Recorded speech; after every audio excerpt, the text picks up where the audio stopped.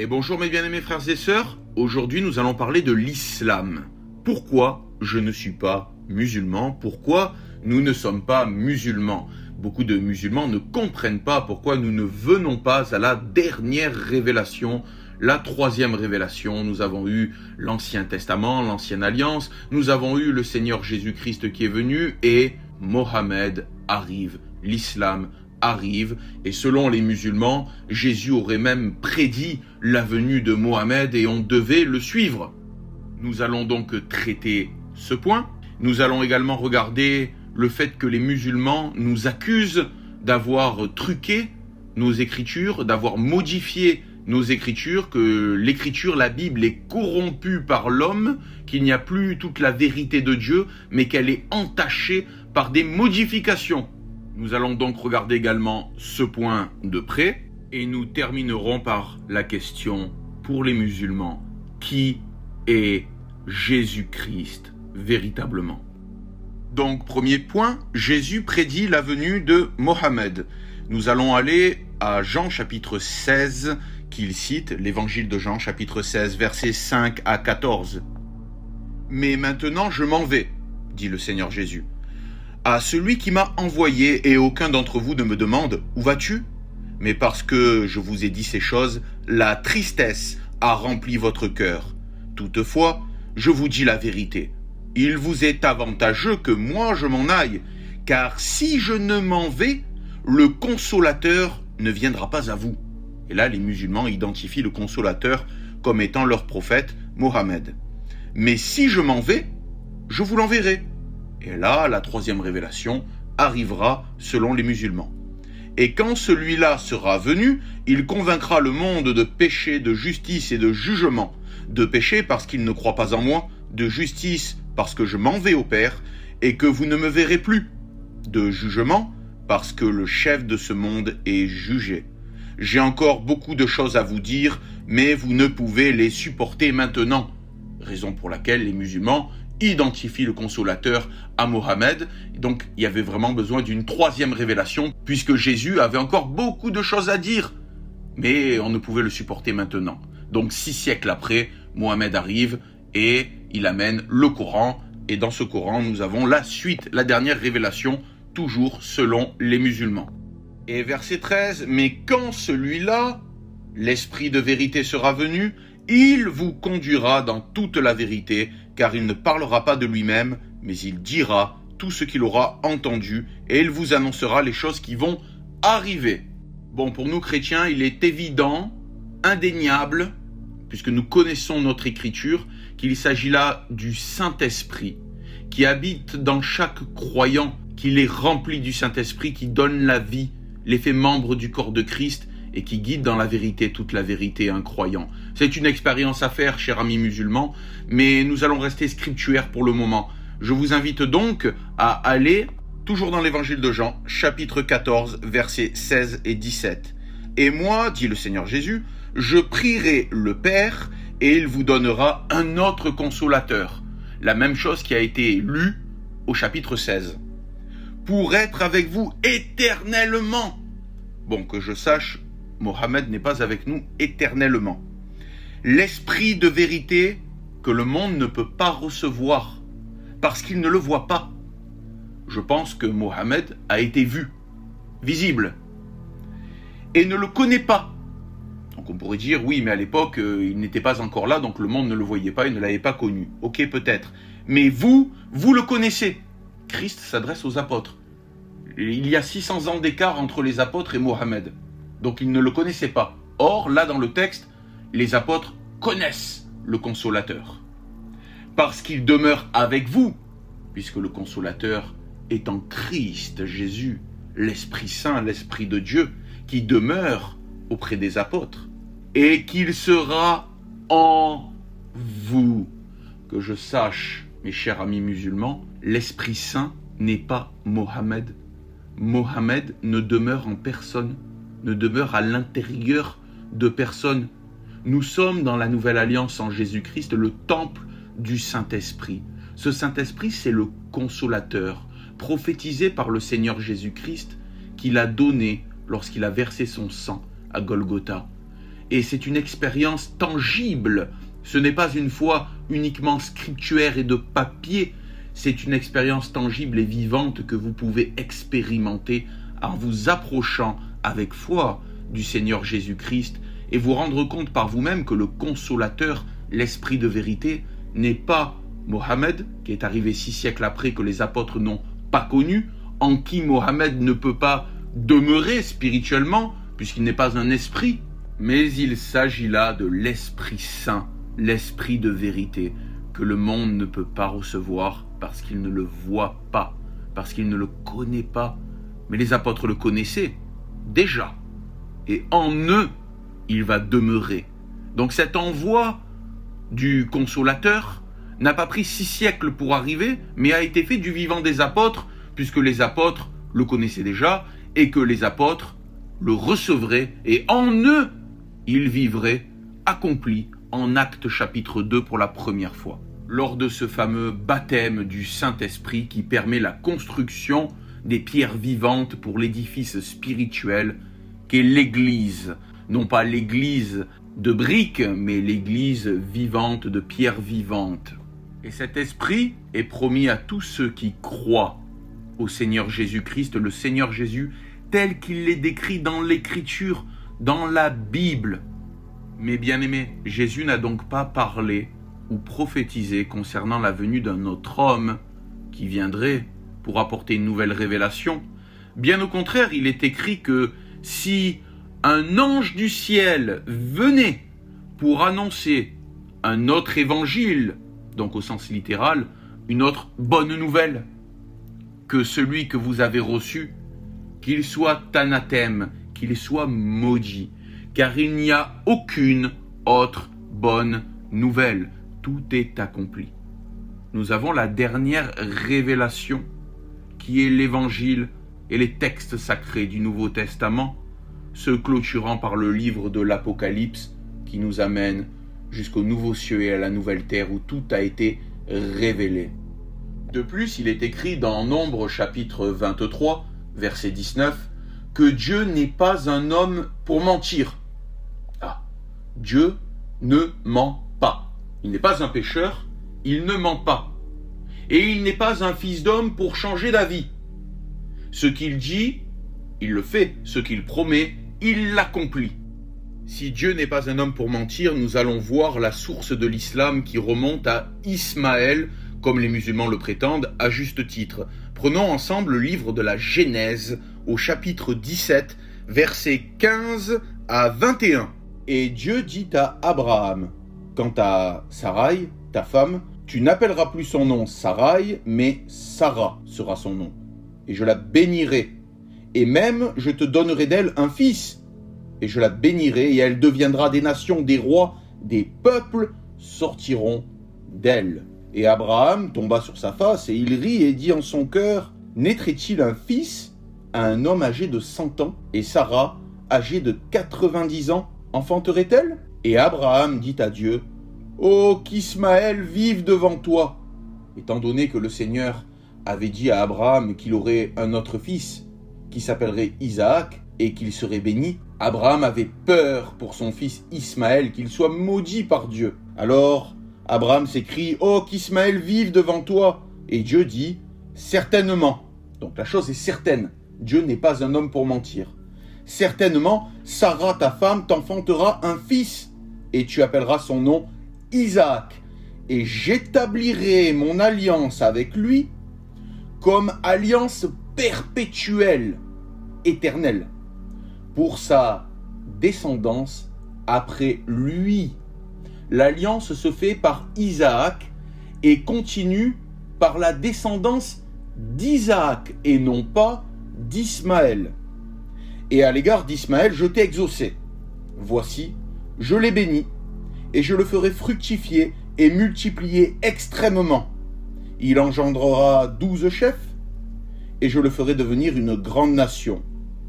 Mais mon alliance, je l'établirai avec Isaac, que Sarah t'enfantera en cette saison, l'année qui vient.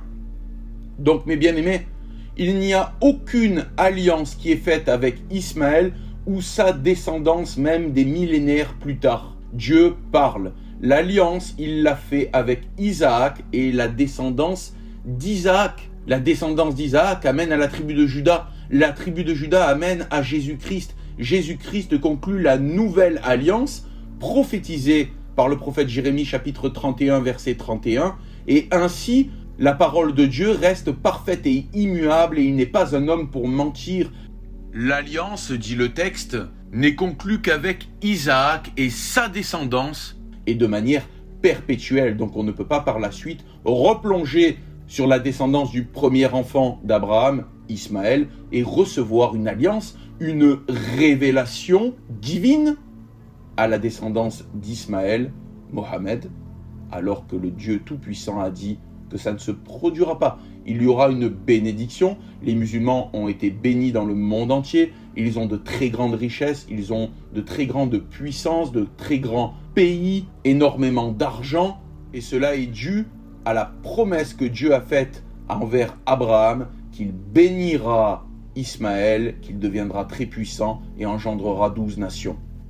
Cependant, le côté prophétique, le côté révélation, le côté alliance est avec Isaac et sa descendance perpétuellement. C'est l'une des raisons pour laquelle nous refusons toute révélation qui vient après Jésus-Christ, puisque Jésus lui-même dit que cette révélation, c'est la dernière, que tous les prophètes ont prophétisé jusqu'à Jean le Baptiste, qu'il n'y a plus de révélation, mais qu'en Jésus-Christ, la foi, elle est consommée. Et que même si un ange venait du ciel, quand bien même serait-il l'ange Gabriel, pour annoncer une nouvelle révélation, eh bien qu'il soit maudit, dit l'Écriture, car il n'y a aucune autre bonne nouvelle. La dernière semence descendant d'Isaac a prophétisé, a donné l'alliance et c'est terminé. La révélation a été donnée aux saints une fois pour toutes.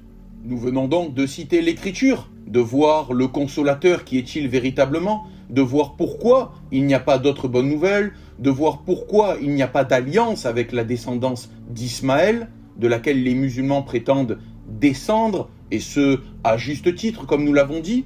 Mais pour les musulmans, notre livre a été modifié, notre livre a été entaché, a été corrompu, a été changé. Ce qui nous amène au deuxième point, la Bible a-t-elle été falsifiée? Rentrons dans le sujet. Ce qu'il faut bien comprendre concernant la Bible, c'est que toute écriture de la Bible est inspirée de Dieu. Vous avez des auteurs qui viennent de bords complètement différents. Vous avez pécheurs, rois, prophètes, médecins, publicains. Vous avez toutes sortes de personnes qui ont écrit, mais le message spirituel est le même. La plume qui écrit, c'est l'inspiration du Saint-Esprit. Ce n'est pas comme en islam, où le Coran descend du ciel, dicté par Dieu, à la virgule près, au point près, c'est Dieu qui parle. Non, nous, notre écriture est à la fois humaine et divine, inspirée de Dieu. Alors certes, à travers les siècles, nous avons eu certaines erreurs de copistes, nous avons certaines variantes au niveau des manuscrits, mais qui ne changent absolument pas le message du texte et ce qui doit être enseigné.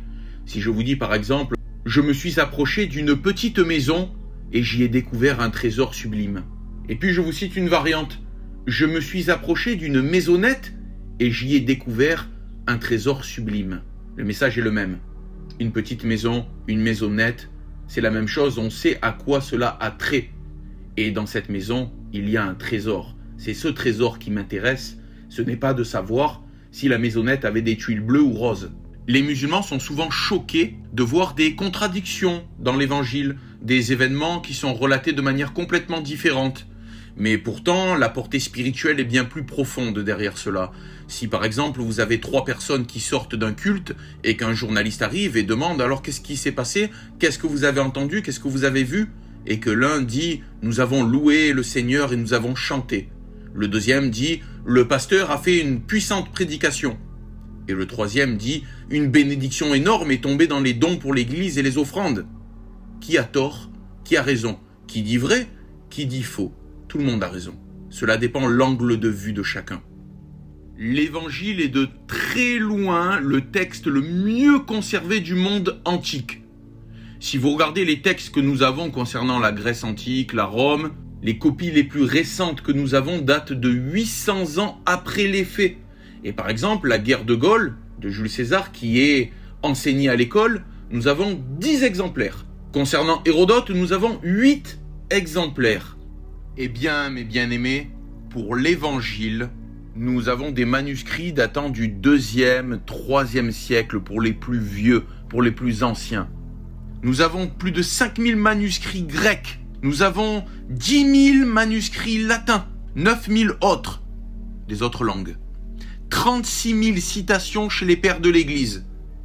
Et cela nous montre la précision et l'authenticité du texte, puisque c'est la même chose à chaque fois, avec certaines légères variantes de copistes, mais le message est le même, le cœur est le même, les détails sont les mêmes, tout est pareil sur des milliers et milliers d'exemplaires. Toutes les découvertes archéologiques des archéologues démontrent que la Bible dit vrai sur absolument tout. Et certaines nations ont été découvertes grâce à la Bible. La Bible, historiquement, est un outil parfait, est un roc où on n'a aucune contradiction avec ce qui a été découvert dans l'histoire et relaté avant dans l'écriture. Tout s'accorde parfaitement. Vous avez également la découverte de Qumran. À la mer Morte, les manuscrits qu'un berger a trouvés dans une grotte, des manuscrits datant d'un siècle avant Jésus-Christ, où on a retrouvé des parchemins de tous les livres de la Bible, qui ont été analysés à la loupe, et c'est exactement ce que nous avons aujourd'hui dans nos Bibles, avec quelques légères variantes de copistes qui ne changent absolument pas et n'altèrent absolument pas la compréhension du texte. Amis musulmans, le Coran lui-même dit que la Torah et l'Évangile, Ancien, Nouveau Testament, ont été envoyés de la part de Dieu. C'est donc la parole de Dieu et le Coran confirme cela. Je vous affiche maintenant les références, sourates, versets. Il est également dit que Allah protège sa parole et que personne ne peut la falsifier. Si la Bible est la parole d'Allah également, alors comment l'homme peut-il la falsifier? Dieu n'est-il pas assez puissant pour préserver sa parole, sa propre parole qu'il donne aux hommes? N'est-il pas assez puissant pour la protéger? De plus, si Dieu dit dans la Bible, comme chez vous dans le Coran, que sa révélation est la vérité et que personne ne peut la falsifier parce qu'il la préserve, et qu'au final, elle a quand même été falsifiée, cela veut dire de une, que Dieu n'est pas assez puissant pour préserver sa parole, et de deux, que Dieu est un menteur, puisqu'il dit que personne ne peut la falsifier. Si lorsque Mohammed arrive, il s'entretient avec les juifs et les chrétiens et étudie les écritures des gens du livre, nous sommes au 6e siècle. Et dans le Coran, il est dit que cette révélation, le Coran, est arrivé pour confirmer les révélations précédentes. Lorsque celui-ci arrive 6 siècles après la dernière révélation, nous avons déjà en possession nombre de parchemins que nous avons encore à l'heure d'aujourd'hui en notre possession, datant du 2e et 3e siècle. Cela veut dire qu'ils n'ont pas été modifiés, ils n'ont pas été entachés, puisque le Coran est arrivé 6 siècles après ces manuscrits que nous avons déjà en notre possession pour les confirmer. Et lorsque Mohammed a été enseigné par des juifs et des chrétiens, cet enseignement a été fait au travers de ces mêmes manuscrits qui sont toujours en notre possession. Donc est-ce que Allah aurait envoyé Mohammed vers des gens qui auraient un livre corrompu pour l'instruire? De plus, le Coran ne dit pas que l'écriture des gens du livre, la Torah et l'Évangile, a été modifiée, mais que certains ont voulu en changer le sens. Certains, non pas tous, changer le sens de l'écriture.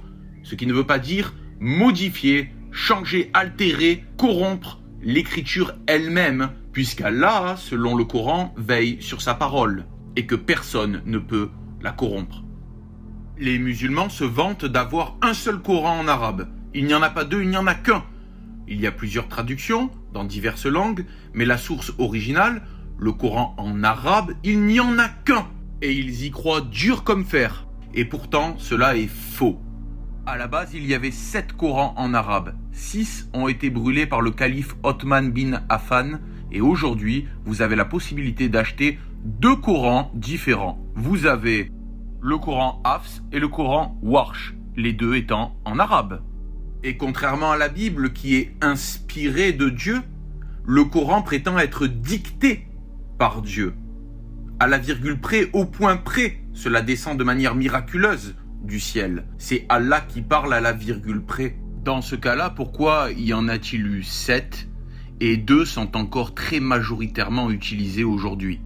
Passons maintenant, mes bien-aimés, au point numéro 3. Qui est Jésus? Eh bien, Jésus est le même hier, aujourd'hui, éternellement. Il ne change pas. Il a dit: le ciel et la terre passeront, mes paroles ne passeront pas. Tout ce que Jésus a fait, tout ce qui a été décrit dans les évangiles est confirmé par les sources chrétiennes, mais également les sources juives, comme les textes de Flavius Joseph ou bien certains écrits du Talmud, et également les écrits des païens, comme les écrits de la Rome antique. Jésus est vivant, Jésus est toujours là, et Jésus peut changer la vie de nos amis musulmans. C'est une expérience à faire. Approchez-vous de lui, et il s'approchera de vous. Toquez, et l'on vous ouvrira. Demandez, et vous obtiendrez. La Bible est la parole de Dieu. Dieu est un Dieu vivant qui veut une relation avec sa créature, et contrairement à l'islam qui dit que Dieu ne se révèle pas, que Dieu ne donne pas de songes, que Dieu ne parle pas à ses croyants, à ses brebis, eh bien la Bible dit le contraire. Dieu parle, Dieu est en relation avec ses enfants, Dieu aime sa créature, et Dieu veut vous parler, amis musulmans. Et je prie aujourd'hui, dans le nom du Seigneur Jésus-Christ, que vous puissiez vous approcher comme des pierres vivantes du Dieu vivant pour recevoir sa plénitude, pour recevoir le véritable consolateur, l'esprit de vérité qui vient du Père, pour qu'il puisse percer le cœur de Pierre et enlever le voile qui demeure sur votre esprit, pour que le Fils de Dieu, Jésus-Christ de Nazareth, puisse être manifesté, que vous puissiez le connaître, pour que vous puissiez voir que la Bible est la vivante et permanente parole de Dieu et que son Saint-Esprit vous guide dans la vérité et toute la vérité. Jésus est mort à la croix. Cet événement est écrit dans les évangiles. Cet événement est écrit dans les textes païens. Cet événement est écrit également dans le Talmud et rapporté par Flavius Joseph. Il n'y a que votre livre qui nie une évidence historique que aucun historien ne remet en cause. Et même les adversaires les plus farouches au christianisme et à Jésus-Christ ne nient pas que Jésus-Christ a été crucifié. Si demain le Coran vous dit que Napoléon n'a jamais existé, je ne le croirai pas. Pourquoi ? Car l'histoire nous prouve le contraire de manière irréfutable et nous avons même des pièces de monnaie à l'effigie de Napoléon qui ont été frappées. Et bien de la même manière, nous avons toutes les preuves historiques, scripturaires, dignes de foi que Jésus-Christ a bien été crucifié. Et il a été crucifié pour que vous soyez pardonnés, réconciliés avec le Père. Le sang a coulé pour la rémission des péchés. Parce que Dieu n'est pas un homme pour mentir. Le pécheur doit être jugé et un seul péché vous sépare de manière éternelle de Dieu. Et il ne peut pas pardonner comme ça, sinon ce serait un menteur. Le salaire du péché, c'est la mort. Et la mort doit apparaître pour payer pour les pécheurs. C'est ici la bonne nouvelle de l'Évangile. Christ est mort pour nos péchés, mais il est également ressuscité le 3e jour. Il est vivant, assis à la droite de Dieu le Père Tout-Puissant, d'où il viendra juger les vivants et les morts, et il intercède en notre faveur. Son sang plaide pour vous. Acceptez-le, tournez-vous vers le sang de la croix, repentez-vous de vos péchés, car Jésus-Christ est la parole de Dieu faite chair. Cette historique crucifixion, mort du Seigneur Jésus-Christ pour payer pour les péchés, a été prophétisée en Ésaïe chapitre 53 par le prophète Ésaïe de manière excessivement précise, 7 siècles avant la naissance du Sauveur Jésus. Ce texte étant digne de foi, puisque retrouvé dans les manuscrits de la mer Morte et les manuscrits de Qumran, et ces manuscrits datent d'un siècle avant Jésus-Christ, nous en avons les preuves et l'authenticité du texte, et il prophétise de manière précise que le Seigneur Jésus doit mourir et doit être frappé par Dieu pour payer pour les péchés de l'humanité. Il est le chemin, il est la vérité, il est la vie. Personne ne peut aller au Père, au Créateur, à Allah, à Dieu, que par Jésus-Christ. Si Jésus-Christ n'est pas mort pour payer pour nos péchés, pour vos péchés, pour les péchés du monde entier, pour nous offrir le pardon, pardon auquel nous avons accès par la repentance et la foi en Jésus-Christ, alors notre foi est vaine, mangeons et buvons, car demain nous mourrons et nous serons condamnés. Et je vous laisse sur ce verset de l'apôtre Jean. Qui est menteur, sinon celui qui nie que Jésus est le Fils de Dieu? Voici l'esprit de l'Antichrist. Quiconque nie le Fils n'a pas non plus le Père.